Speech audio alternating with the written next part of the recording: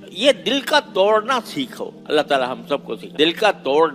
کا توڑنا یعنی اپنی خواہشات کو کچلنا، اللہ کے لیے سوچو، اللہ کے لیے کرو، تو یہ پھر یہ جلوہ گاہ بن جاتا ہے اللہ جل جلالہ، اللہ تبارک و تعالیٰ کا قرب حاصل ہوتا ہے، اللہ تعالیٰ کی کے تصور سے دل آباد رہتا ہے، اللہ کے ذکر سے آباد رہتا ہے، اللہ تبارک و تعالیٰ اس کے دل میں مقیم ہو جاتا ہے۔ یہ ہے سارا دین کا خلاصہ، صبر، اپنے نفس کو قابو میں رکھ۔ اب اللہ تبارک و تعالیٰ اس کے لیے ہم جیسے غافلوں متنبہ کرنے کے لیے کچھ ٹریننگ کورس اللہ نے رکھے ہوئے، رمضان آتا ہے مثلا تو وہ اس تربیت یہ دی جاتی ہے کہ اپنے نفس کو کچلو، خواہشات کو کے خلاف کام کرو، بھوک لگ رہی ہے مت کھاؤ، پیاس لگ رہی ہے مت پیو وغیرہ۔ ایک ٹریننگ کورس اللہ نے رمضان میں رکھ دیا۔ پھر وقتاً فوقتاً اللہ تبارک و تعالیٰ انسان کی تربیت کے لیے کچھ زمانے مقرر فرما دیتے ہیں کہ ان زبانوں کو ذرا اپنی دنیاوی مصروفیات سے ہٹ کر ان زبانوں کو میرے لیے استعمال کرو۔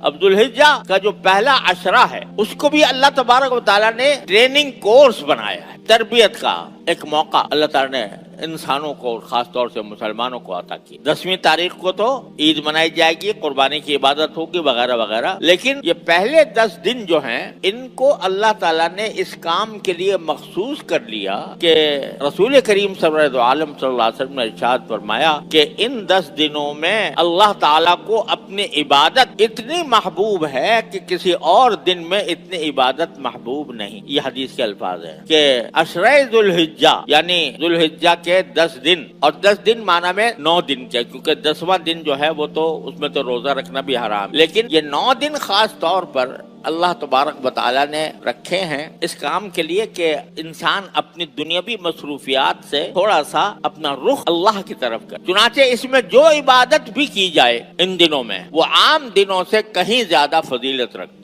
مثلا روزہ کسی دن بھی آپ رکھ سکتے ہیں، اور اس روزے کا ثواب بتایا گیا ہے کہ روزہ الصوم لی وانا اجزی بہ، روزہ میرے لیے ہے اور میں ہی اس کی جزا دوں گا، اس کا ثواب دوں گا۔ کوئی اس کی حد و نہایت بھی بیان نہیں فرمائی کتنا ثواب دوں گا۔ عام دنوں میں بھی روزہ رکھنا بڑا ثواب ہے، لیکن ان دنوں میں یہ 9 دن جو آ رہے ہیں یکم ذوالحجہ سے 9 ذوالحجہ تک، ان دنوں میں روزے رکھنے کی خاص فضیلت ہے اور اس کا اجر و ثواب عام دنوں میں روزہ رکھنے سے زیادہ ہے۔ روزہ بھی اور کوئی بھی عبادت، نفلی نمازیں، قرآن کریم کی تلاوت، ذکر اور تسبیح، درود شریف، استغفار، دعائیں، یہ ساری عبادات اللہ تبارک و تعالیٰ کو محبوب ہیں اس عشرے کے اندر خاص طور پر۔ اور جس وقت جس عبادت کی توفیق ہو جائے اس کو غنیمت سمجھنا چاہیے۔ یہ کیوں؟ جیسا میں نے عرض کیا کہ ہم جیسے عام دنوں میں اپنے دنیاوی مشاغل میں مصروف رہتے ہیں تو بعض اوقات اللہ تبارک و تعالیٰ کے ذکر سے غفلت ہونے لگتی۔ تو یہ دن آ رہے ہیں، ان میں زیادہ سے زیادہ اللہ تعالیٰ کی طرف رجوع کا اہتمام کیا جائے، اور اس میں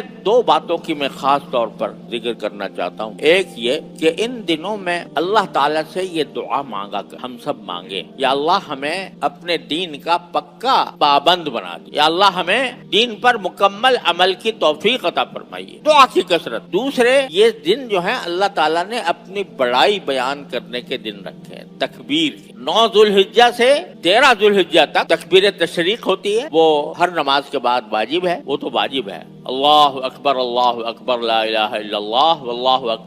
اکبر وللہ الحمد، وہ تو واجب ہے۔ لیکن یکم ذوالحجہ سے 10 ذوالحجہ تک جو ہے عرفے تک، یوم عرفہ تک، اس سے پہلے مستحب ہے، یعنی آدمی تکبیر کہے، اللہ اکبر لا الہ الا اللہ واللہ اکبر وللہ الحمد، یہ تکبیر زبان پر رہے، آہستہ آواز سے بھی بلند آواز سے بھی۔ اللہ کی بڑائی بیان کرنے کے دن ہیں، ان دنوں کو اللہ کی بڑائی بیان کرنے کے لیے مخصوص کیا گیا ہے، اور یہ دن جو ہے ان میں تکبیر کی کثرت، تنہائی میں بھی بیٹھا ہے آدمی تو تکبیر کہہ رہا ہے، چل رہا ہے تو تکبیر کہہ رہا ہے، اور کبھی آہستہ آواز سے کہہ رہا ہے، کبھی بلند آواز سے بھی کہہ رہا ہے۔ یہ 2 عمل خاص طور پر ان دنوں کے اندر کرنے چاہیے، اور ساتھ میں جتنی نفلی عبادتیں ہو سکتی ہوں ان کا اہتمام کرنا چاہیے۔ اللہ تعالیٰ مجھے آپ کو سب کو اس عشرہ ذوالحجہ سے فائدہ اٹھانے کی توفیق عطا فرمائے۔